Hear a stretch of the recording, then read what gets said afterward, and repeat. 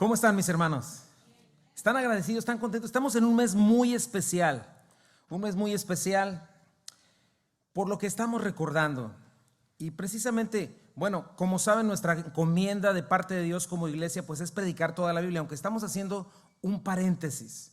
Pero siempre me gusta hacer esta declaración de fe que tenemos, ¿verdad? Como iglesia.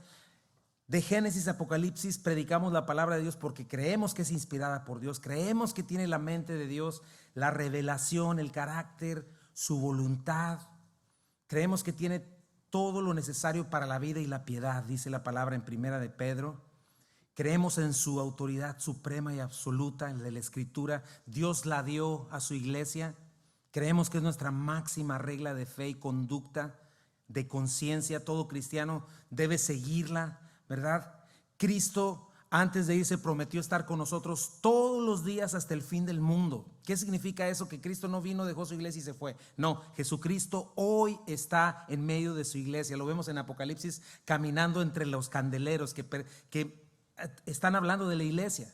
Y Él sigue siendo la cabeza. Él sigue siendo el sustentador de nuestra iglesia, de nosotros. Él nos compró con su preciosa sangre y podemos acudir a Él en todo momento. Y son cosas importantes que yo quiero mencionar, ¿verdad? Una cosa importante también es esta: necesitamos aprender como cristianos que no debemos venir a la Biblia con doctrinas o filosofías y pretender conformar la Biblia a esas doctrinas y filosofías humanas. Al contrario, creemos que toda doctrina, idea o filosofía tiene que ser filtrada y conformada a la Escritura. Y eso nos va a librar del error de pretender que la Biblia diga algo que yo no dije, que diga algo que la Biblia no dijo, perdón. Acuérdense, los hombres no somos la autoridad es Jesucristo, el Espíritu Santo. Él es la autoridad. Claro, nuestra tarea como maestros es entender lo que el autor, el Espíritu Santo, de por sí ya quería decir cuando inspiró su palabra. Y entonces, centrados en eso, ¿verdad? Bien cimentados en ello, podemos hablar con autoridad, ¿verdad? Al entenderla, saber que eso es lo que quiere decir el Señor. Por eso, uno de mis compromisos, ¿verdad? Como pastor de esta iglesia es, más que predicar de la Biblia, es predicar la Biblia en todo su contexto, ¿verdad? Acuérdate, un texto fuera de su contexto se convierte en un pretexto. La palabra de Dios, acuérdate de esto y grábalo en tu corazón, no depende del ser humano para ser entendida. Es al revés. Nosotros dependemos absolutamente del Espíritu Santo, de la revelación de Dios para su creación, y debemos tener por seguro que Dios ya quiere comunicarse con nosotros. Y Él ya se ha revelado en su palabra. Y obviamente ha dejado maestros, ¿verdad? Maestros que han dejado que han seguido estas reglas. Pero aún así la autoridad sigue siendo la Escritura, ¿verdad? Solo la Escritura es inspirada. Nos ayudan comentaristas, nos ayudan otros predicadores, pero solo la palabra es inspirada, infalible y suficiente. Y yo estoy seguro que cualquiera que con toda sinceridad quiera conocer a su Dios, se va a encontrar con Él cuando abra la palabra de Dios, ¿verdad? Y se va a dar cuenta de algo bien especial, que Dios ya le estaba buscando desde antes. Cuando alguien se acerca al Señor con sinceridad y dice: Señor, aquí estoy, nunca he leído la Biblia, Señor, y hay muchas cosas que no entiendo, pero quiero encontrarme contigo. Yo te aseguro que cuando tú abras la palabra de Dios, el Señor se va a encontrar contigo y te vas a dar cuenta que Él ya te buscaba de antemano, que Él ya te estaba pisando los talones. Solamente tienes que abrirla y disponerte, ¿verdad? Y por eso creemos que debemos predicar todo el consejo de Dios para entender la voluntad, el carácter de Dios, entender nuestra identidad, nuestro futuro, ¿verdad? Nuestro propósito, nuestras prioridades aquí en la tierra, ¿para qué estamos aquí? Y cuando entendemos eso, entonces tenemos vida en abundancia, porque estamos siendo limpiados poco a poco mientras nos alimentamos de ella, mientras nos rehabilitamos, somos capacitados para llevar a cabo toda buena obra que Dios nos encomiende, ¿verdad? Y bueno, y habiendo dicho esto, este mes decidí hacer esta pausa, ¿verdad? En nuestro estudio verso por verso, para ir un poquito más profundo en esto que llamamos la Navidad, ¿verdad? Y que la mayor parte del mundo la celebra. Algunos no tienen ni idea de lo que significa, para otros es una linda tradición familiar, para otros un rito religioso. Hay lugares donde definitivamente ya no se celebra, ¿verdad? Por cuestiones de eso voy a estar hablando el próximo domingo. Pero mi deseo es que vayamos en esta Navidad más allá de una noche de comida rica o de regalos o de buena compañía, ¿verdad? O trivialmente celebrar el cumpleaños de Jesús, quien es eterno. hoy vamos a seguir adelante con las profecías que hablan de este evento maravilloso. Es un evento sin igual, porque hay una realidad: Jesucristo vino al mundo. ¿Y sabes qué es el momento en la historia humana más importante? Cuando Jesucristo vino al mundo. Es un clímax precioso, donde Dios mismo, Jesucristo, compró, ganó nuestra redención. ¿Qué significa redención? Liberarnos de la esclavitud, pagar el rescate cuando estábamos como secuestrados. Donde Jesucristo vino, pagó el perdón por nuestros pecados, nos justificó. Voy a hablar un poco de eso. De una humanidad entera que estaba bajo esclavitud, vino la luz y nos libró. Y son solo algunas, acuérdate, porque hay muchas de ellas. Desde Edén es la primera, en la que la vimos la semana pasada, ¿verdad? Pero desde ahí fue anunciado el Creador, ¿verdad? Que iba a venir a este mundo a salvarnos, a limpiarnos por el problema del pecado. Iba a venir la segunda persona de nuestro Dios en tres personas, Jesucristo, quien habitó entre nosotros, ¿no? Y estas profecías comienzan a anunciar a través de milenios cómo Dios se hizo como uno de nosotros. ¿Qué vino a hacer Dios? Eso es importante. Invadió el reino de las tinieblas, ¿verdad? Porque eso es precisamente la Navidad. Cristo viene con el reino de los cielos, el reino de la luz, a invadir un reino que tenía, dice la Biblia, el reino, la potestad de las tinieblas, ¿verdad? El reino de la luz vino a vencer y a someter el reino de las tinieblas. Cristo, Dios, se insertó en nuestra historia. Habitó entre nosotros como uno de nosotros para venir a buscar y salvar lo que se había perdido, ¿verdad? Y es el cumplimiento, precisamente la Navidad, de estas promesas para venir a rescatarte a mí y a ti y a toda la humanidad. ¿Qué leemos en Juan 1:9 al 12? Aquella luz verdadera que alumbra a todo hombre venía a este mundo. En el mundo estaba y el mundo por él fue hecho, pero el mundo no le conoció. A lo suyo vino y los suyos no le recibieron, mas a todos los que le recibieron, a los que creen en su nombre, les dio potestad de ser hechos hijos de Dios, ¿verdad? Entonces así estaba el mundo en tinieblas, sin Cristo, por milenios, tinieblas, ¿verdad? Toda esta maldad que ha habido en la historia humana. Dios solamente se manifestó a un solo pueblo de la tierra. ¿Quién crees que fue ese pueblo? Israel, a través de Abraham. Pero este pueblo terminó rechazándole, ¿no? Y esta precisamente es la esencia del pecado. ¿Cuál es la esencia del pecado? Darle la espalda a Dios, rechazarlo como creador. Ya cuando ves la maldad, ¿verdad? Todo este tipo de cosas que ves, como el abandono, todo este tipo de cosas son síntomas del pecado, de la rebeldía del hombre contra su creador. Pero el Señor vino, fue rechazado, pero vivió, murió y resucitó. Y con eso dejó abierta una puerta impresionante, la reconciliación con Dios, a la salvación, ¿verdad? ¿Por qué? Porque todos pecamos, quedamos destituidos de la gloria de Dios. Hoy vamos a hablar de eso. Pero aquellos que le reciben como su Señor, que creen en su nombre, que dejan de huir de Él y se rinden a Él ante la verdad, les dio el derecho de ser hechos hijos de Dios. Dice Juan 1:14, y aquel verbo fue hecho carne y habitó entre nosotros. Y vimos su gloria como la del unigénito del Padre, lleno de gracia y de verdad. Esto es maravilloso.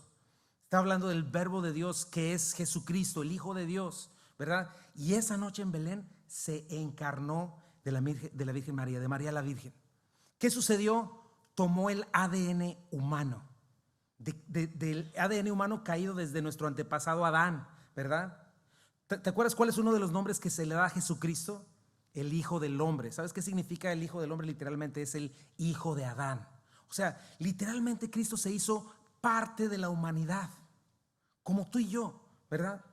Terminando por morir por un cuerpo que se desgasta, pero al mismo tiempo fue una nueva humanidad. ¿Por qué? Porque Cristo jamás dejó de ser Hijo de Dios. Lo vimos la semana pasada, ¿verdad? Cristo es el nuevo Adán que cumplió la justicia de Dios, quien fue a morir por nosotros a la cruz del Calvario y quien venció a la muerte resucitando al tercer día, ¿verdad? Y esta resurrección nos es prometida a aquellos que la recibimos y creemos en su nombre. Jesucristo encarnado, un ser humano en toda la extensión de la palabra, pero sin pecado, porque aparte de ser hombre y ser humano, nunca jamás dejó de ser completamente Dios, eterno en esencia, ¿verdad? Juan 1:18 nos dice, a Dios nadie le vio jamás, el unigénito que está en el seno del Padre, Él le ha dado a conocer. Imagínate eso, esa es la Navidad, Cristo manifestó la gloria de Dios. ¿Qué significa esto? La majestad de Dios dio a conocer el corazón de Dios, el carácter de Dios. Y la palabra de Dios nos dice que en su soberanía infinita sabiduría ya tenía este plan hecho desde antes de la fundación del mundo, pero en Edén, en Belén, precisamente se cumplió esta promesa. Y vimos la semana pasada, ¿no?, cómo la primera promesa del creador de Belén comenzó en Génesis 3:15. Cuando Adán y Eva pecaron contra Dios y quedaron fuera, en ese mismo momento Dios ya había prometido, Génesis 3:15, y pondré enemistad entre ti y la mujer y entre tu simiente y la simiente suya. Esta te herirá en la cabeza y tú le herirás en el calcañar. Lo vimos, ¿verdad? La simiente de una mujer, María la Virgen, ¿verdad? Quien hirió la cabeza de Satanás, o sea, su imperio de tinieblas, y él hirió el calcañar, fue a la cruz del Calvario, su cuerpo fue herido. Pero esa es la primera de cientos de profecías que el Señor estaría revelándole a la humanidad a través de milenios, imagínate, de toda su historia. Y yo le pido esto a Dios, que lleguemos a esta Navidad asombrados, agradecidos, que adoremos a nuestro Rey, que lo amemos más, que lo esperemos con más ansia, mis hermanos, que estemos dispuestos a amarlo con nuestra fe y nuestra obediencia. Y vamos a seguir con esta miniserie, un viaje por las profecías hasta llegar a Belén. ¿Te acuerdas que vimos la semana pasada? 3 cosas. Número 1, en sí mismas las profecías al cumplirse muestran el poder divino. Número 2, cada profecía fue una luz de esperanza en momentos de terrible oscuridad en la humanidad. Y número 3, vimos que la Navidad es esto, la profecía cumplida en Belén. Y hoy vamos a hablar de algunas otras profecías, de 3 realidades que hablan de nuestro Salvador: su identidad, su ministerio y su carácter, ¿verdad? Nuestro Dios hecho carne hace 2000 años nos manifestó estas 3 cosas. Y hablemos en primer lugar de su identidad, ¿verdad? Su identidad es mi primer punto. Y bueno, en primer lugar, la mayoría de las profecías que vamos a ver hoy están en un libro precioso que se llama Isaías, el profeta Isaías, un libro lleno de contrastes. Isaías significa Jehová es salvación. Su nombre es parecido al de Josué, Eliseo o Jesús, ¿verdad? Este profeta, Cristo lo cita directamente en el Nuevo Testamento más de 65 veces y lo menciona por nombre 20 veces el Nuevo Testamento. Y Dios va a utilizar a Isaías para hablarle a un pueblo que no es muy diferente a nosotros, mi hermano. Un pueblo entregado a la idolatría, al materialismo, al pecado, ¿verdad?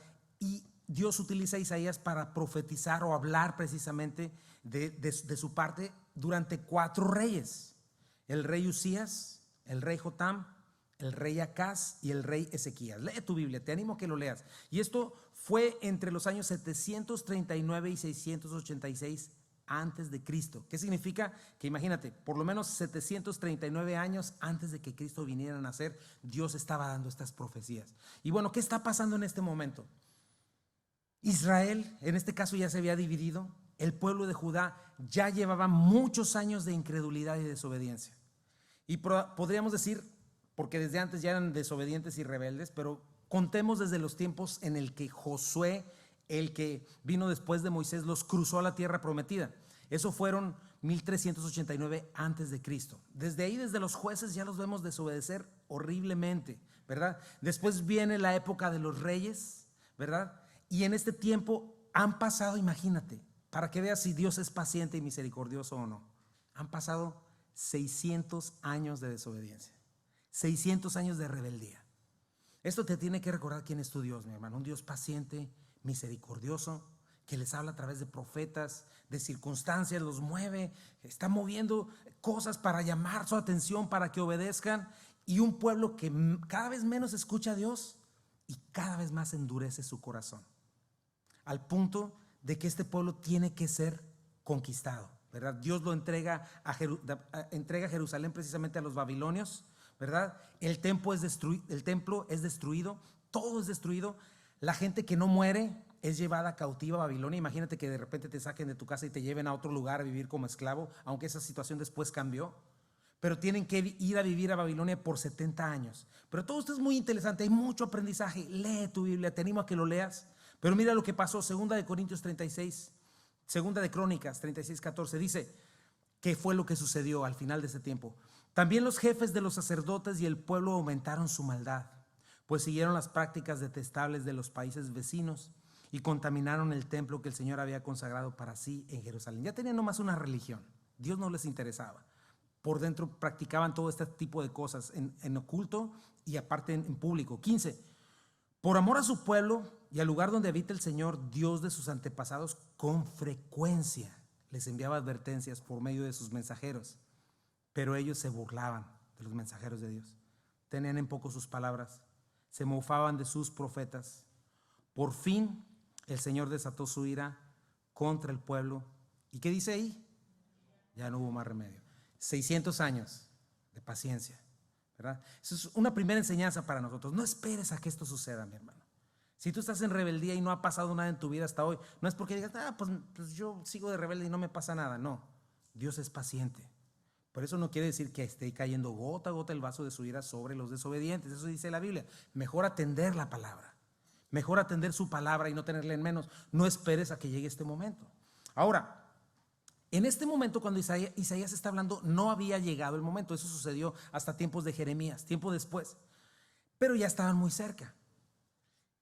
Y es interesante cómo Isaías muestra a este pueblo que está sumido en rebeldía, en soberbia, autojustificándose, un pueblo incrédulo, desobediente, idólatra.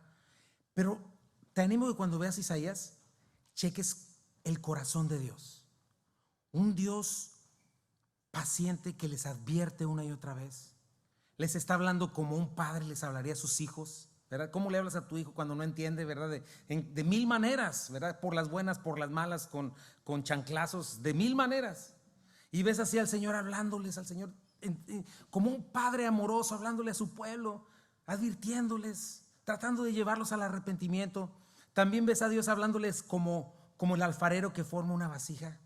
Y luego cuando la termina se da cuenta que es un barro, pues no noble, sino que se dobla, ¿no? Y tiene que destruir esa vasija. También nos muestra la imagen de un viñador que escoge sus uvitas, escoge sus plantitas, las cuida y de repente esas plantitas por rebeldes dan uvas silvestres, ¿no? Otra imagen que me gusta mucho de parte de Dios es un esposo herido por una esposa infiel, desleal.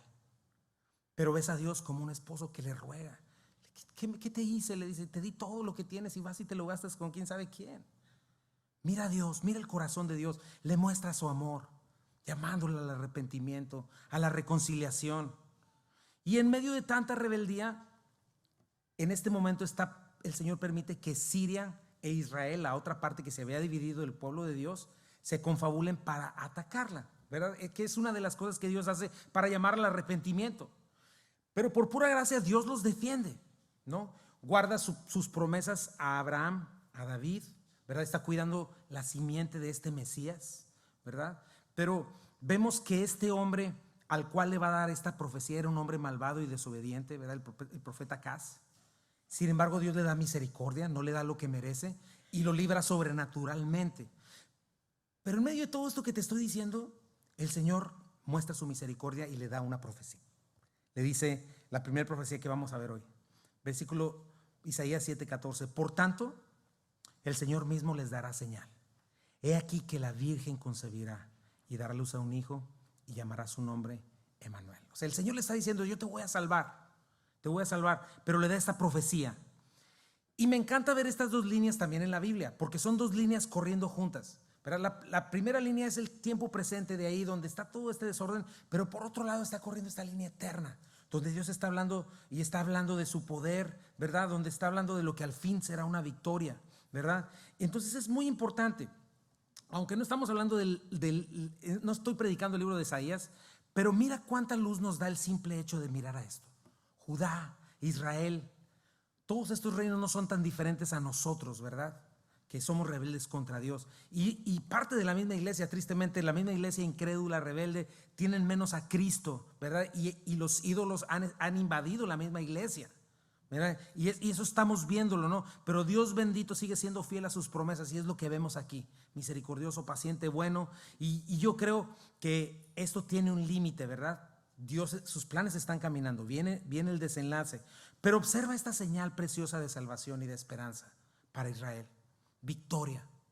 a pesar de incredulidad, a pesar de infidelidad, ¿verdad? Dice Emanuel. Leamos otra vez la profecía. Dice: por tanto el Señor mismo les dará señal. He aquí que la Virgen concebirá y dará luz a un hijo y llamará su nombre Emanuel. En medio de todo esto, Dios muestra su victoria, Dios muestra la eternidad, lo que va a suceder, ¿verdad? Y entonces, ¿qué significa Emanuel? Es este bendito Dios fiel a sus promesas. Da esta promesa de salvación, de esperanza y de victoria, a pesar de toda esta incredulidad, a pesar de lo que parecería ser una derrota, ¿no? Y eso es lo que quiero hablar ahorita, su identidad. Emanuel significa Dios con nosotros, Dios con nosotros. Y alrededor de otros 600 años después, o sea, estamos hablando de 1200 años después de todo esto, ¿verdad? Imagínate, probablemente Gabriel, el mismo que habló con María, le está diciendo a José que su esposa está embarazada, ¿verdad? Porque más bien él sabía que María estaba embarazada, ya había tenido la presentación, ¿verdad? De Gabriel a María, le había dicho que iba a ser concebida por el Espíritu Santo. Lo vamos a estar viendo esto, pero de pronto imagínate María llegando con José diciéndole esto: sabes que estoy embarazada, pero fue por obra y gracia del Espíritu Santo, ¿no? Hay lugar para la fe.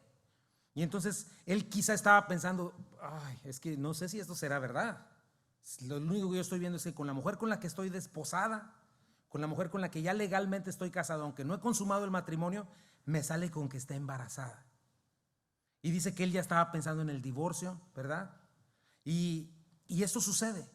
Pero imagínate, Dios siempre, por más espiritual que fueras, Dios siempre da lugar a la fe. Y estas no son cosas que Dios espera, que tú esperas escuchar, pero así es como actúa Dios, dejando lugar a la fe. Y dice el Mateo 1:20, 600 años después de esta profecía, leemos, dice: y pensando él en esto, he aquí un ángel del Señor le apareció en sueños y le dijo: José, hijo de David, no temas recibir a María tu mujer, porque lo que en ella es engendrado del Espíritu Santo es. Qué lindo. ¿Te fijas?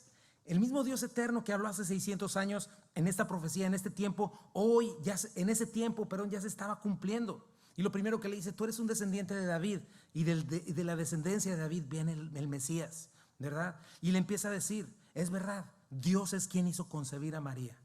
Y le dice: ella es tu mujer, y ella es la elegida para concebir y dar a luz a un ser humano diferente a todo ser humano. Y dice Mateo 1:21-25: y dará luz a un hijo, y llamará su nombre Jesús, porque él salvará a su pueblo de sus pecados.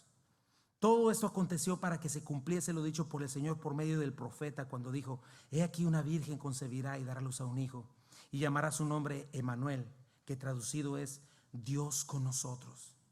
Y despertando José del sueño, obedeció, ¿verdad? Hizo como el ángel del Señor le había mandado y recibió a su mujer, pero no la conoció hasta que, y eso está en la palabra de Dios, en los pergaminos originales, ¿verdad? Dice esto: no la conoció hasta que dio a luz a su hijo primogénito, no unigénito, primogénito, y le puso por nombre Jesús. Y ese es el punto al que quiero venir. Jesús es Jehová salva, eso significa el nombre de Jesús.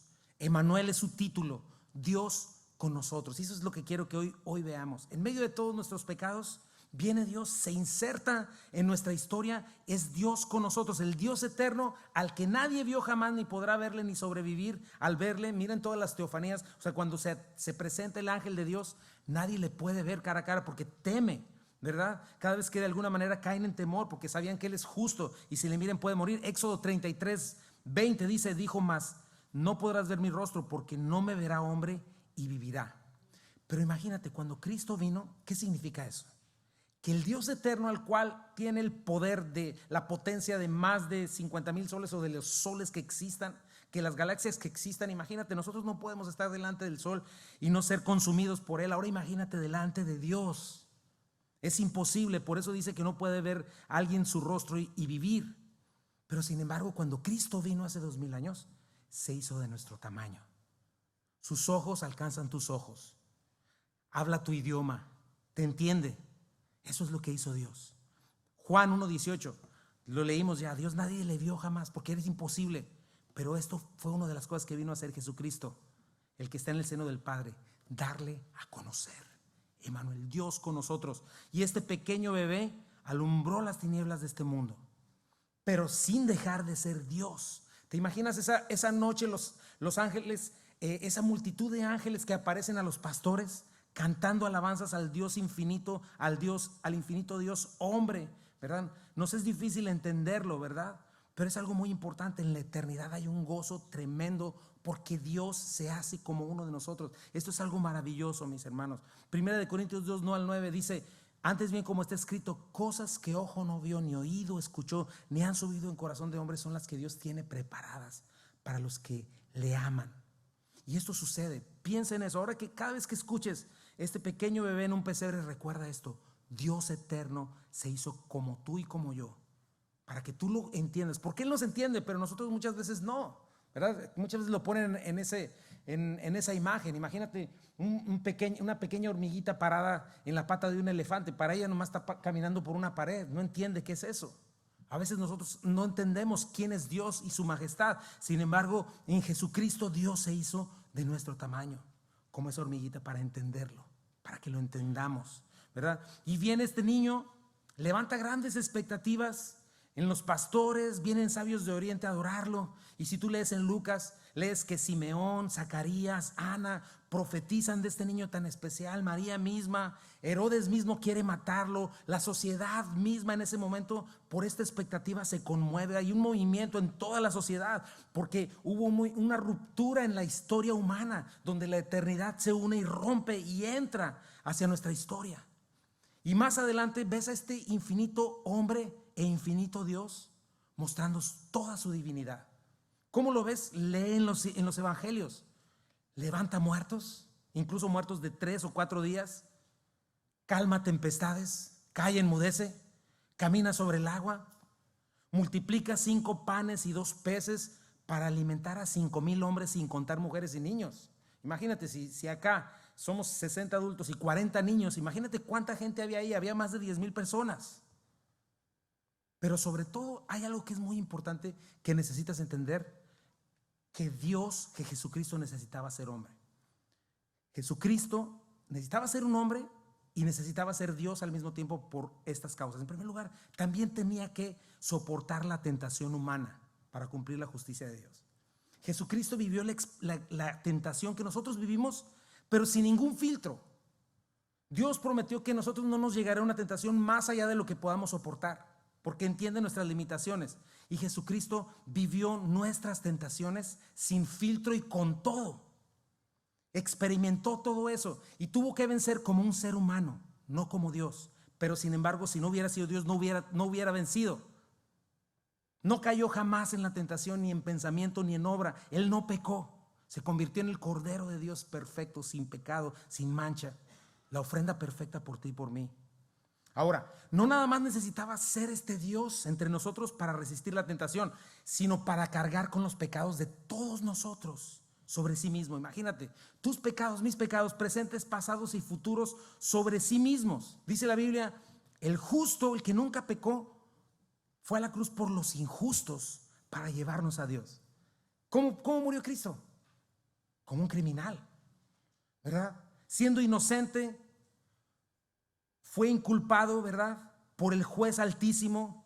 Recibió toda la copa de su ira sobre él porque lo merecíamos nosotros. ¿Ok? Sufrió castigo, sufrió vergüenza, sufrió dolor, pero lo más terrible fue que recibió que Dios mismo le dio la espalda y lo juzgó, como tú y yo y toda la humanidad y toda la descendencia de Adán merecíamos ser juzgados por nuestros pecados. La paga del pecado es muerte. Merecíamos el infierno eterno y Jesucristo lo recibió sobre sus hombros para que tú y yo pudiéramos vivir.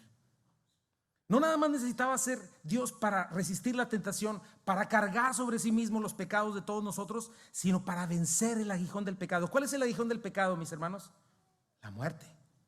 La muerte. Lo peor que tiene el ser humano, la peor maldición que tenemos como seres humanos es la muerte. ¿A cuántos les encanta que se mueran sus familiares? Nadie, ¿verdad? Nosotros mismos morimos. Mira el castigo de nuestros pecados. El castigo de nuestros pecados era infinito y necesitábamos un Salvador infinito, que muriera infinitamente y que venciera la muerte infinitamente, que ganara vida eterna y que nos la ofreciera. Dice 1 Corintios 15, 55 al 57. ¿Dónde está, oh muerte, tu aguijón? ¿Dónde, oh sepulcro, tu victoria? Ya que el aguijón de la muerte es el pecado y el poder del pecado la ley. Mas gracias sean dadas a Dios, que nos da la victoria por medio de nuestro Señor Jesucristo. Hebreos 2:14-15 dice: así que por cuanto los hijos participaron de carne y sangre, Él también participó de lo mismo, ¿verdad? Lo que te estoy diciendo, para destruir por medio de la muerte al que tenía el imperio de la muerte, esto es, al diablo, y librar a todos los que por el temor de la muerte estaban durante toda la vida sujetos a servidumbre. Jesucristo, siendo hombre, pudo morir como uno de nosotros, pero siendo Dios, venció a la muerte levantándose con poder, nuestro peor enemigo. Y finalmente lo vemos ascendiendo al cielo para tomar su trono de justicia, juicio y equidad. Y lo vemos prometiéndonos regresar por nosotros. Por eso es necesario que Emmanuel fuera Dios, Dios con nosotros. Imagínate, no solamente hombre, no solamente un ser humano en toda la extensión de la palabra, sino Dios en toda la extensión de la palabra. Se despojó de su gloria y de su reino, dice Filipenses, sí, de su trono, pero eso habla de su humildad, ¿verdad? No estimó el ser igual a Dios como cosa que aferrarse, pero jamás se despojó de su deidad. Eso es imposible, Él nunca dejó de ser Dios. Por eso imagínate el milagro del Señor. El milagro, cuando lo vemos transfigurado, no es que Él se haya transfigurado, el milagro es que el cuerpo humano en el que vivía haya contenido al Dios eterno. El milagro es que el Dios eterno se haya contenido en el óvulo fertilizado de María para hacerse ese pequeño bebé. Colosenses 2:9 dice: porque en Él habita corporalmente toda la plenitud de la deidad. Y me encanta el 10: ustedes están completos en Él, que es la cabeza de todo principado y potestad. Ahora, cabe mencionar que por eso es un error doctrinal tan grande y tan torcido decir que Cristo no es Dios, o decir que Cristo es un Dios chiquito, o que es una creación junto con Satanás, su hermano. Eso dicen los mormones, eso dicen los testigos de Jehová. Sencillamente, si Cristo no es el mismo Dios eterno, el Dios de la Biblia, no hay evangelio. Y esta es hablar de un evangelio que no salva. Pablo mismo nos dijo que si aún él mismo o un ángel del cielo viene y da un evangelio diferente, sea maldito, sea anatema. Cristo es el Dios eterno, la segunda persona de un solo Dios manifestado en tres personas diferentes: Padre, Hijo y Espíritu Santo. ¿Quieres ver una imagen de ese maravilloso, infinito Dios que vino y se insertó en nuestra historia? Apocalipsis 1:7-8. He aquí viene con las nubes. Esto es futuro, mi hermano, y está por cumplirse, y todo ojo le verá, y los que le traspasaron, y todos los linajes de la tierra harán de lamentación por él. Sí, amén. Jesucristo está diciendo: yo soy el alfa y el omega, el principio y el fin, dice el Señor, el que es y el que era y el que ha de venir, el todopoderoso. Y míralo, Apocalipsis 1:13-16. Y en medio de las 7 candeleros a uno semejante al Hijo del Hombre. ¿Quién es este Hijo del Hombre? Jesucristo. Pero ya no lo ves como un corderito, dice, vestido de una ropa que llegaba hasta los pies, ceñido por el pecho con un cinto de oro. Su cabeza y sus cabellos eran blancos como la blanca lana, como nieve, sus ojos como llama de fuego, y sus pies semejantes al bronce bruñido, refulgente como en un horno, y su voz como estruendo de muchas aguas. Tenía en su diestra 7 estrellas, eran los mensajeros de las iglesias. De su boca salía una espada aguda de 2 filos, y su rostro era como el sol cuando resplandece en su fuerza. Ese es nuestro Dios, mis hermanos, Emmanuel, Dios con nosotros, quien está preparando una morada en los cielos para nosotros, su iglesia, y quien viene por nosotros. Y sabes que en la resurrección nos promete darnos un cuerpo como el suyo, y juntamente con él vamos a venir y vencer y a destruir el gobierno humano y establecer su reino de justicia, gozo y paz. Eso es lo que la Biblia promete, y eso es lo que yo creo. Emmanuel, Dios con nosotros. ¿Se entiende un poquito mejor lo que es Emmanuel, Dios con nosotros, mis hermanos? Segundo punto, esa es su identidad. Segundo, su ministerio. Esto es precioso para nosotros. Las profecías también nos hablan de su ministerio. Isaías también le está diciendo a este mismo pueblo obstinado en su pecado y en su incredulidad. Checa, Isaías 9:1 y 2. Mas no habrá para siempre oscuridad para la que ahora está en angustia. Así nos encontró el Señor a ti y a mí. Tal como la aflicción que le vino en el tiempo que livianamente tocaron la primera vez a la tierra de Zabulón y a la tierra de Neftalí, ¿verdad? Que con toda liviandad vinieron y lo llevaron 70 años de cautividad. Pues al fin llenará de gloria el camino del mar, de aquel lado del Jordán. Y está hablando de cuando Jesús caminó por todos esos lugares, en Galilea de los gentiles. Galilea no estaba destinada a ser de gentiles, estaba destinada a ser el pueblo de Dios, pero se alejaron tanto de Dios que así se llamaba ahora. Número 2, el pueblo que andaba en tinieblas vio gran luz, y los que moraban en tierra de sombra de muerte, luz resplandeció sobre ellos. Este es Dios con nosotros, Jesucristo. Checa, ¿qué produce en nosotros las tinieblas? Angustia, aflicción, muerte. ¿Y cómo se ve, verdad? ¿Cómo nos ve el Señor en Isaías? Vamos a leer, fíjate lo que dice Isaías 61, del 1 al 3, hablándonos también de este Dios que vino a partir la historia en dos. Dice, el Espíritu de Jehová, el Señor está sobre mí, porque me ha ungido Jehová, me ha enviado a esto. Este fue el ministerio de nuestro Señor y Salvador. Predicar buenas nuevas a los abatidos. ¿Hay abatidos por acá? A vendar a los quebrantados de corazón. ¿Hay quebrantados de corazón? A publicar libertad a los cautivos. Hay gente que está cautiva de sus adicciones. A presos, apertura de la cárcel. Hay quienes están en cárceles de odio, de temor. A proclamar el año de la buena voluntad de Jehová y el día de la venganza del Dios nuestro. A consolar a todos los enlutados. Ahorita voy a explicar un poquito de eso. A ordenar que a los afligidos de Sión, checa eso, me encanta, se les dé gloria en lugar de ceniza, óleo de gozo, aceite de gozo en lugar de luto, manto de alegría en lugar del espíritu angustiado. Dice, y serán llamados, esto me encanta, árboles de justicia, plantío de Jehová. ¡Wow! Para gloria suya. Checa, vamos a dividirlo un poquito rápidamente. ¿Qué nos hace el pecado? Nos abate, nos quebranta, nos esclaviza, nos encierra, nos mata, nos aflige, nos angustia, nos corrompe, literalmente nos desfigura. ¿Cómo fuimos hechos a la imagen de Dios al principio? Míranos ahora, mira la humanidad ahora, envuelta en violencia, feminismo, transgénero, machismo, aborto, abuso, pedofilia, pornografía infantil y de todo tipo. Pero mira lo que vino a hacer este pequeño bebé. Checa cómo nos alumbró. ¿A qué vino Jesucristo? ¿Qué estamos pensando cuando viene el Señor a la Navidad? Predicarnos buenas noticias. Ya no había esperanza, pero nos predicó buenas noticias. Vendó nuestro corazón quebrantado. Nos dio uno nuevo. Nos libertó de las cadenas del pecado y podemos ser libres para hacer lo correcto. Nos abrió la puerta de la cárcel en la que vivíamos.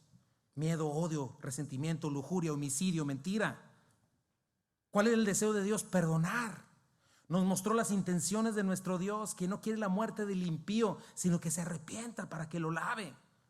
También predicó la venganza de Dios, es decir, que sin arrepiento y sin confesión no puedes alcanzar perdón de pecados, no es automático. Todos estos beneficios no son por default, son para aquel que cree, se arrepiente y abandona sus maldades y se entrega a Cristo. Y nos dice que hay un tiempo, porque por eso dice que es el año agradable al Señor, ¿verdad? Hoy hay un tiempo, pero mañana quién sabe. Si escuchas hoy su voz, atiende, no sea que te pase lo que a Israel, ¿verdad? Vino a darnos consuelo, ¿de qué? De todo lo que perdimos, de todo lo que se pierde. Cuando estás sin Cristo es pura pérdida. De lo que muere a nuestro alrededor por nuestra rebeldía llamada pecado. Nos consoló, nos mostró su perdón, sus promesas, su adopción, su Espíritu Santo en nosotros. Dice que nos dio gloria en lugar de cenizas. Este mundo nomás te da ceniza en la mano. Te promete y te desgastas y hasta que te salen arrugas y abandonas tu familia y todo, y lo único que tienes en la mano es un puño de cenizas. Mira a los artistas que según están en la cúpula de la humanidad, gente que no sabe quién es, profundamente deprimida, haciendo locuras, sin propósito. Pero en lugar de estas cenizas, el Señor nos da gloria. ¿A quiénes? A los que toman su cruz y le siguen, a que se niegan a sí mismos, a quienes pierden su vida por causa de Él, pero la encuentran en Cristo. Óleo de aceite, de gozo, ¿verdad? ¿Qué significa? Manto de alegría. Y me encanta esta última frase. Árboles de justicia, plantío de Jehová para su gloria. Eso es lo que somos, mis hermanos, santificados por el Señor. Un proceso de limpieza. No somos los mismos. Sí, no somos todavía perfectos, pero no somos los mismos que éramos hace unos años. Y todo lo que es lo que este mundo jamás nos dio. Literalmente, ¿qué está haciendo? ¿Qué vino a hacer Cristo en su ministerio? A revertir la maldición del pecado que comenzó en Edén. En este punto estamos todos, está la humanidad. Ya no me identifico con todo eso porque he sido rescatado por Cristo. ¿Cuántos han sido rescatados por Cristo por acá? Así es. Ya no nos identificamos, pero mira lo que le ha pasado a la humanidad durante todos estos años. Y cuando llegó Cristo a nuestras vidas comenzó a revertir esto. Luz nos resplandeció, estábamos asentados en valle de sombra de muerte. Y si hemos nacido de nuevo, si en verdad el Espíritu Santo está en nosotros, hoy tenemos una nueva vida, una nueva naturaleza. ¿Y cómo se manifiesta? En justicia en nuestras vidas. Transformación a la imagen de Cristo. Entiende, esa es la libertad en Cristo. Libertad en Cristo va mucho más allá de danzar o tocar un pandero. La libertad en Cristo es manifestar la imagen de Cristo, siendo libres del pecado. Esa es, y no es una obra nuestra, es obra suya. Ezequiel 36, ¿qué nos dice? Checa qué precioso, dice: y yo les tomaré de las naciones y les recogeré de todas las tierras y les traeré a su país y esparciré sobre ustedes. Me encanta esto, mira qué precioso. La verdad, yo llegué al llanto al escuchar esto. Esparciré sobre ustedes agua limpia y serán limpiados de todas sus inmundicias, y de todos sus ídolos los limpiaré. Y les daré un corazón nuevo y pondré espíritu nuevo dentro de ustedes, y quitaré de su carne el corazón de piedra y les daré un corazón de carne. Dice el versículo 27: y pondré dentro de ustedes mi espíritu y haré que anden en mis estatutos, guarden mis preceptos y los pongan por obra. Checa, habitarán en la tierra que di a sus padres, y ustedes me serán por pueblo y yo seré a ustedes por Dios. Y les guardaré todas sus inmundicias, y llamaré al trigo y lo multiplicaré, y no les daré hambre. Multiplicaré asimismo el fruto de los árboles y el fruto de los campos, para que nunca más reciban oprobio de hambre entre las naciones, y se acordarán de sus malos caminos y de sus obras que no fueron buenas, y se avergonzarán de ustedes mismos por sus iniquidades y por sus abominaciones. ¿Te das cuenta? Ese es el plantío de justicia del Señor. Un pueblo diferente, celoso de buenas obras, transformado por el poder del Espíritu Santo. No estamos hablando de religión, no estamos hablando de leyes externas que no tocan para nada tu corazón, sino de un corazón transformado por el Espíritu de Dios. ¿Y para quién va a ser la gloria, mis hermanos? Para el Señor. El que vino, habitó entre nosotros y vimos su gloria. Y Jesucristo cumplió esta profecía hace 600 años. Mira lo que dijo en Lucas, 600 años después. Después de esta profecía, mira lo que dijo en Lucas. Y se le dio el libro del profeta Isaías. Ya está Jesucristo, ya en la tierra, ya creció. Y está predicando en una sinagoga. Dice: y habiendo abierto el libro, halló el lugar donde estaba escrito: el Espíritu del Señor está sobre mí, por cuanto me ha ungido para dar buenas nuevas a los pobres. Exactamente la misma escritura. Me ha enviado a sanar a los quebrantados de corazón, a preguntar libertad a los cautivos y la vista a los ciegos, a poner en libertad a los oprimidos, a predicar el año agradable del Señor. Y checa el versículo 20, me encanta. Y enrollando el libro, lo dio al ministro, se sentó. Los ojos de todos en la sinagoga estaban fijos en él. Y mira lo que les dijo. ¿Puedes leer conmigo eso? Hoy se ha cumplido esta escritura delante de vosotros. Eso es lo que vino a hacer el Señor. Y esa sería una segunda aplicación con la que voy a terminar. Señor, ¿te ha alabado? ¿Estás en Cristo? Porque este es el resultado. Y número 3, vamos a hablar de una tercera cosa y última: su carácter y su reinado. También las profecías nos hablan de su carácter y su reinado. Qué precioso.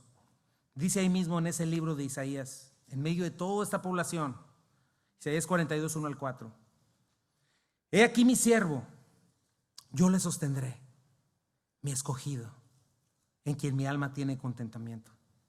He puesto sobre él mi espíritu. Él traerá justicia a las naciones. No gritará ni alzará su voz. Interesante, ¿verdad? Un poquito distinto a muchos predicadores de hoy en día. No gritará ni alzará su voz, ni la hará huir en las calles. No quebrará la caña cascada, que significa que no va a desechar a nadie, ni apagará el pábilo que humee. Por medio de la verdad traerá justicia. No se cansará ni desmayará hasta que establezca en la tierra la justicia, y las costas esperarán en su ley. ¿Qué significa esto de la justificación? Quiero hablar un poquito de eso, porque también eso vino el Señor. Justificación es una palabra legal. ¿Cuál es la sentencia legal sobre aquel que peca? La sentencia legal es: la paga del pecado es muerte. ¿Quién es el juez de todas las cosas? Dios. El pecar contra Él tiene una sentencia legal y es muerte por desobediencia a Él, por haber roto su ley, su justicia perfecta. Entonces desagradamos a Dios. La Escritura dice que Dios está airado contra el pecador todo el tiempo, todo el tiempo. Pero eso no es lo que quería Dios. Y para que esta sentencia legal fuera satisfecha, se requerían dos cosas.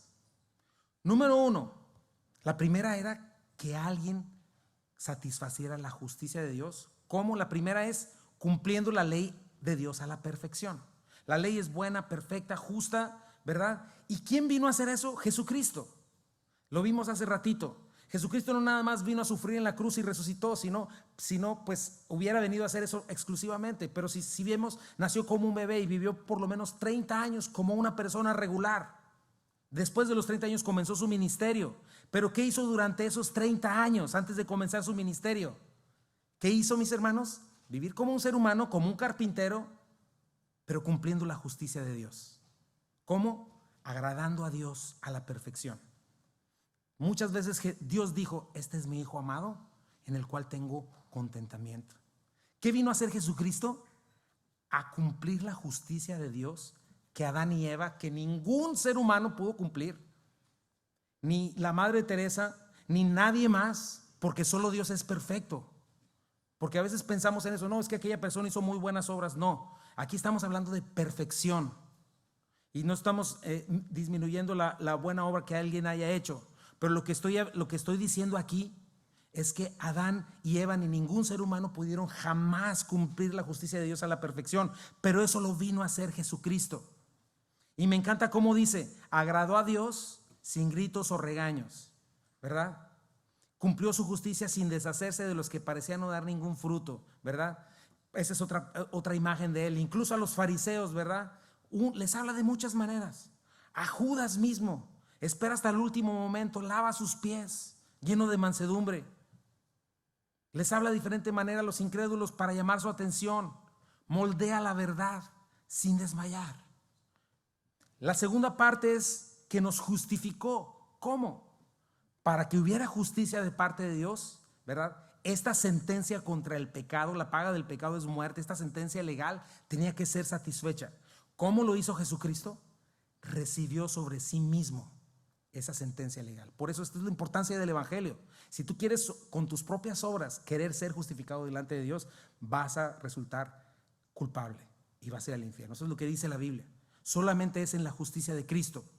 Y Dios hizo justicia al castigar a su Hijo en nuestro lugar. La ira de Dios fue derramada sobre Jesucristo. Mira 1 Corintios 5, 19 al 21. Que Dios estaba en Cristo reconciliando consigo al mundo, no tomándoles en cuenta a los hombres sus pecados, y nos encargó a nosotros la palabra de la reconciliación. ¿Dónde estaba Dios en Cristo reconciliando consigo al mundo? En la cruz del Calvario, mi hermano. Versículo 21. Al que no conoció pecado, por nosotros lo hizo pecado, para que nosotros fuésemos hechos justicia de Dios en él. Esa es la justificación, mi hermano. ¿Por qué crees que Jesucristo dijo: Dios mío, ¿por qué me has abandonado en la cruz del Calvario? ¿Por qué lo dijo? Porque Dios le abandonó, porque Dios le mostró, vació sobre él toda su ira, haciendo justicia, la justicia que merecían tus pecados y mis pecados. Una sola mentira, ver con lujuria aunque sea una sola vez, deshonrar a tus padres, blasfemar el nombre del Señor, envidiar a tus hermanos, chismes, cualquier pecado merecía todas estas cosas. Cristo lo cargó y recibió Dios le dio la espalda. Y al final, antes de morir, ¿qué dijo? Dos palabras importantes: consumado es. La deuda fue pagada. Tetelestai, ¿verdad? La ira de Dios fue apagada en Cristo. Esto es algo bien importante, mi hermano. Esa es la propiciación. Dios está irado contra el pecador, pero Dios descargó su ira sobre los hombres, sobre sí mismo, sobre Jesucristo. Y entonces su ira fue calmada. Otra vez, no es automático, es para aquel que cree, no es universal. Es para aquel que se arrepiente de sus pecados, los abandona y comienza a caminar en Cristo. Y cuando esto sucede, pasamos a una posición delante de Dios en la cual Dios ya no está enojado con nosotros, que se llama propiciación. ¿Qué sucedió en la cruz? Dios trató a Cristo en la cruz como debía haberte tratado a ti, a mí y a toda la humanidad. Pero cuando confiamos en Cristo, somos vestidos de esa justicia. ¿Y sabes qué empieza a pasar? Dios comienza a tratarte como a Cristo, quien nunca pecó. ¿Por qué crees que no hay ninguna condenación para los que están en Cristo Jesús? Romanos 5, 9 al 10 dice: y ahora que hemos sido justificados por su sangre, con cuánta más razón por medio de él seremos salvados del castigo de Dios. ¿Te das cuenta? Porque si cuando éramos enemigos de Dios, porque eso es lo que éramos, no todos son hijos de Dios, todos estamos en enemistad contra Dios por nuestro pecado y solamente en Cristo hay reconciliación. Dice, fuimos reconciliados con él mediante la muerte de su Hijo. Con cuánta más razón, habiendo sido reconciliados, seremos salvados por su vida. Esto es precioso, mi hermano. La Navidad te tiene que recordar algo. Si estás en Cristo, Dios ya no está enojado contigo. Pero gracias a ¿quién? A Cristo, no tu propia justicia. ¿Qué es lo que nos dice Isaías mismo? Que nuestras mejores obras de justicia, así entregaras tu cuerpo para ser quemado, son como trapos sucios delante de Dios. Si tú quieres decirle, Dios, yo me voy a portar bien y yo voy a hacerlo a mi manera y te voy a entregar esto para ti, para que tú me declares justo, es trapos de injusticia para el Señor. Porque Dios no acepta menos que perfección. Ninguna obra que puedas hacer tú ni nadie en este mundo podría limpiar nuestras maldades. Nada de lo que pudiéramos hacer puede quitar la culpa que tenemos sobre Dios. Por eso no es por obras, para que nadie se gloríe. Cualquiera que pretenda justificarse a sí mismo creyéndose o sintiéndose bueno está equivocado. Y si llega en su propia justicia a querer ser justificado por el juez, va a recibir condenación. Porque su propia justicia tendría que ser perfecta. ¿Y sabes qué hizo Dios? Dios la proveyó en Jesucristo. Él es perfecto, Él es eterno y Él agradó a Dios. Vivió la vida perfecta que nosotros necesitábamos vivir. Dios es justo, es perfecto y de ningún modo dará por inocente al culpable. Y no lo hizo porque Él mismo, ¿verdad? Lo hizo porque Él es Emmanuel, por su amor, Dios con nosotros, y fue tratado como culpable para que nosotros fuésemos hechos justicia de Dios en Él. ¿Cómo? Cuando dejamos de confiar en nosotros mismos, cuando dejamos de abrazar nuestros pecados, cuando abrazamos su justicia, cuando dejamos de creer que nosotros podemos justificarnos a nosotros mismos. Imagínate, siempre escucho esta imagen, pero es interesante. Es como ir en un avión a 20,000 pies de altura o 30,000 pies de altura y decir, bueno, el avión se va a estrellar. Aquí hay un paracaídas. Ese paracaídas es Jesucristo. La única manera en la que te puedes salvar si saltas de 30,000 pies de altura es con un paracaídas. Pero si alguien dice, no, yo me puedo salvar a mí mismo, es como si alguien dijera, yo voy a brincar y voy a aletear lo más fuerte posible. No se puede salvar, es imposible. Pero cuando confías en ese paracaídas y te lo pones, ¿verdad? Es que eres salvo. Y entonces, cuando somos justificados, Dios nos deja ir legalmente. No nada más eso, nos anuncia libertad y todo lo que ya vimos hace unos momentos. Y finalmente dice aquí, su reinado de justicia perfecta. Lee en Isaías, por eso te digo, tómate el tiempo, que uno de tus propósitos de este próximo año sea leer la Biblia. Léela una y otra vez hasta que la entiendas. Si te aburre, léela hasta que la empieces a amar. Te aseguro que la vas a empezar a amar, le vas a empezar a agarrar sabor y no vas a poder estar un solo día sin leerla. Pero comienza a hacerlo, es lo más importante. Pues si hay libros bonitos, hay cosas lindas, si hay alabanza, sí, pero lee tu Biblia, comienza a leer tu Biblia.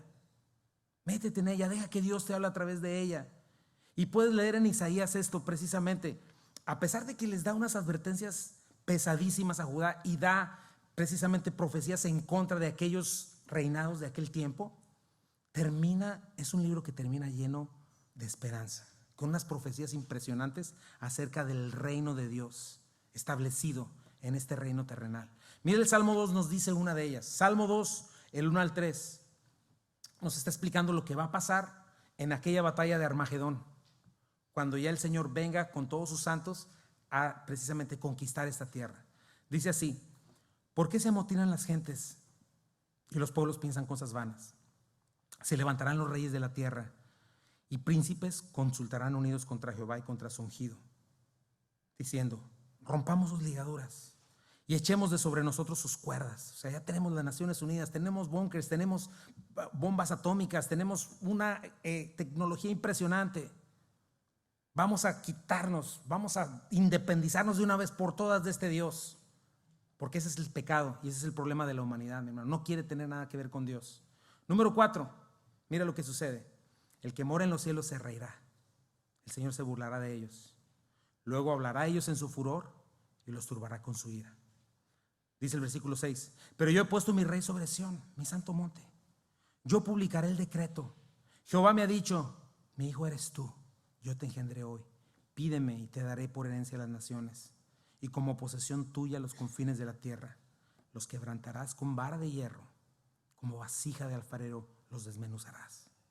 Ahora pues, oh reyes, sean prudentes, admitan amonestación, jueces de la tierra, sirvan a Jehová con temor y alégrense con temblor, honren al Hijo para que no se enoje y perezcas en el camino, pues se inflama de pronto su ira. Pero ¿qué dice al final? ¿Lo puedes leer conmigo? Bienaventurados todos los que en Él confían. Y ese es el momento en el que el Señor cumple su promesa, viene y comienza a gobernar con justicia, juicio y equidad. Y finalmente tendremos el gobierno que siempre soñaste. Yo sé que hay elecciones acá, puede haber elecciones en México, pero te voy a decir, de una vez te desanimo y te desmiento. Va a ser siempre, ¿cómo se dice?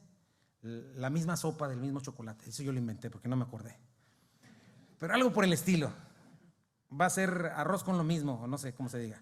Pero viene el tiempo y lo estamos esperando los cristianos, mis hermanos. Y claro que debemos de vivir nuestra vida como buenos ciudadanos y orar por nuestras autoridades.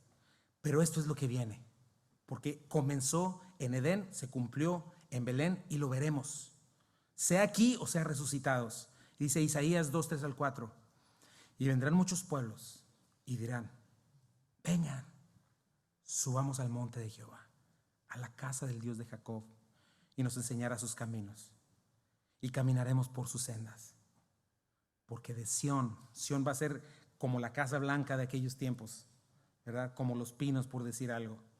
Porque de Sión saldrá la ley y de Jerusalén la palabra de Jehová. Y juzgará entre las naciones y reprenderá muchos pueblos y volverán sus espadas en rejas de arado. Finalmente, por la gracia de Dios, paz en este mundo. ¿Cuántos anhelan paz en este mundo, mis hermanos? Finalmente, eso es lo que esperamos. Hoy puedes tener paz con Cristo. Hoy puedes tener esa paz en tu interior. El reino de los cielos está entre nosotros. Pero en este día va a ser físico. Y sus lanzas en hoces. No alzará espada nación contra nación, ni se adestrarán más para la guerra. Mis hermanos, este es Emmanuel, Dios con nosotros, que no nada más vino para que hiciéramos una celebración al año y nos diéramos regalos. Si lo vamos a recordar, tenemos que recordar todas estas cosas, mi hermano. Y si tú no te has entregado a Cristo, este es el momento. Si sigues confiando en ti mismo, deja de hacerlo. Si estás abrazando tus pecados, suéltalos ya, por favor, porque Dios es fuego consumidor. Este es Dios con nosotros. Me gusta lo que dice 1 Corintios 6, 9 al 11. ¿No saben que los malvados no heredarán el reino de Dios? No se dejen engañar, ni los fornicarios, ni los idólatras, ni los adúlteros, ni los sodomitas, ni los pervertidos sexuales, ni los ladrones, ni los avaros, ni los borrachos, ni los calumniadores, ¿verdad? Eso habla de los chismosos, ni los estafadores heredarán el reino de Dios. Pero me encanta el versículo 11 en adelante. Esto es para que no te engañes, pero me encanta el versículo 11 en adelante, que espero que sea la realidad para cada uno de nosotros. ¿Puedes leerlo conmigo? Y esto eran algunos de ustedes, pero ya han sido lavados, ya han sido santificados, ya han sido justificados en el nombre del Señor Jesucristo y por el Espíritu de nuestro Dios. Esa es la Navidad, mi hermano. Un llamado a la verdadera adoración, un llamado a que te entregues al Señor, a entender que Dios vino y caminó con nosotros, se hizo de nuestra estatura, habla tu idioma, sabe lo que sientes, sabe y entiende tus temores, tus tentaciones, tus pruebas, y sabe cómo darte la victoria No estés diciendo, pues, ¿quién me va a dar la verdad? ¿Cómo saber cuál es la voluntad de Dios? No necesitas un supuesto profeta. Abre tu Biblia y ora. El punto es, ¿le conoces? ¿Le perteneces? Son preguntas de aplicación, mi hermano, porque con esto cerramos. ¿Qué dice tu vida? ¿Qué me dices? ¿Qué lugar ocupa en tu vida por tu pecado, aflicción, esclavitud, cenizas, injusticia, mentira, chismes? Si todo eso es lo que caracteriza tu vida, tienes que saber que todo eso es impureza y suciedad. ¿Todo eso qué es? Y si eres cristiano, se supone que Cristo te rescató de las tinieblas y que ya te echó agüita, que te está echando agüita, que es la palabra de Dios, y que ya te perdonó por todo eso, que ya entendiste tu futuro de eterna condenación por causa de tu pecado y por eso te entregaste a Cristo. Por eso es, ¿dónde está tu corazón? ¿Te sigues amando a ti mismo? ¿Te sigues a ti mismo y no a Cristo? ¿Te idolatras a ti mismo? ¿Dios sigue siendo tu medio para alcanzar tu fin?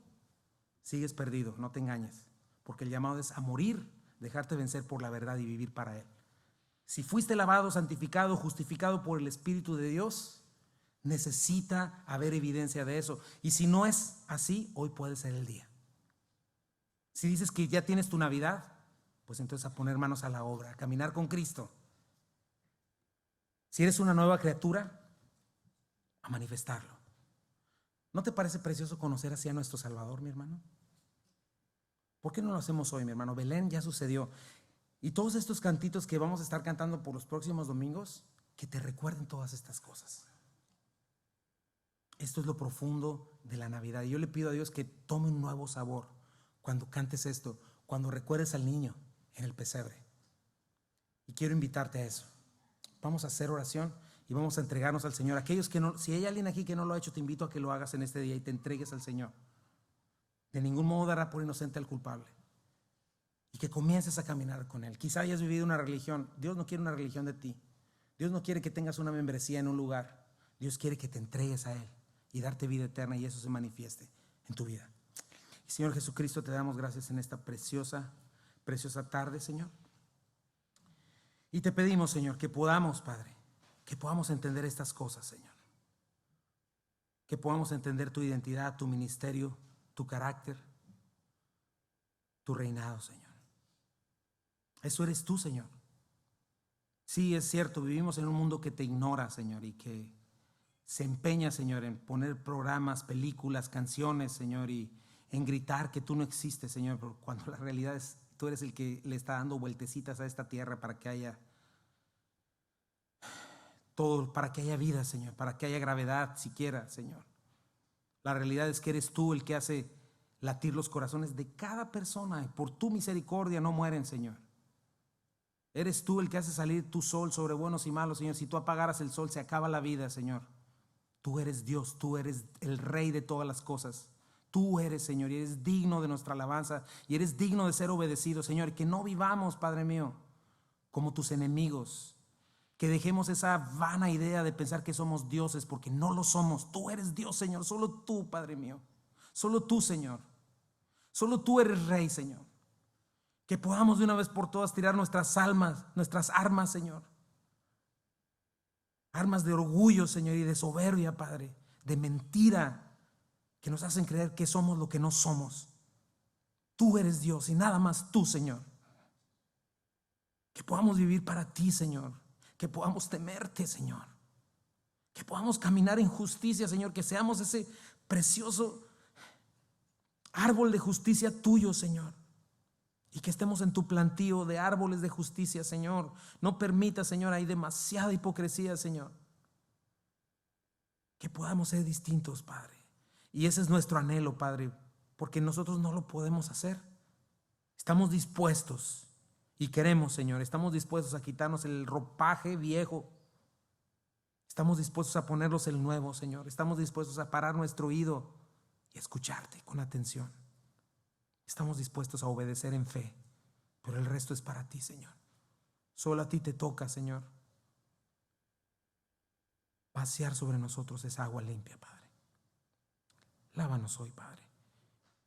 Y yo te pido por aquellos, Señor, por aquellos que nunca han hecho una decisión por ti, que hoy no se vayan como entraron, Padre, y que reciban hoy vida eterna, Padre. Que puedan saber que tú eres Dios, Padre, porque tú vienes, Padre. Sin duda vienes. El tiempo está corriendo, Señor. Y así como llegaste a Israel cuando llenaron su copa de juicio, así llegarás a esta tierra, Señor. Te pido que mientras eso sucede podamos nosotros, Señor, cumplir tu voluntad, Señor, y andar en tus caminos, Padre. Tú eres un Dios precioso. Qué maravilloso es andar en tus caminos. Señor, límpianos y lávanos. Hoy vamos a hacer un cantito.